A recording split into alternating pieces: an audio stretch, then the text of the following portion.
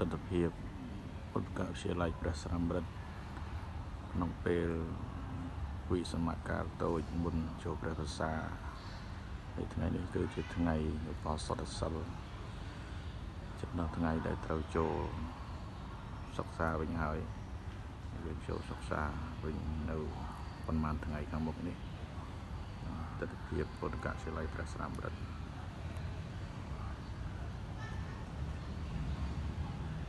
ស្ងាត់សង្គម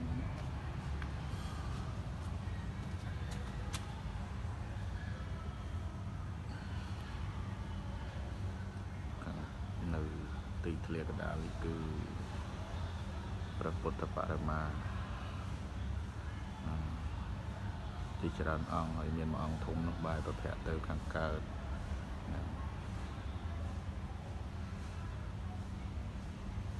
បាទប៉ុណ្ណឹងចុះសូមគោរពជម្រាបលាបងប្អូនយើងប៉ុណ្ណឹង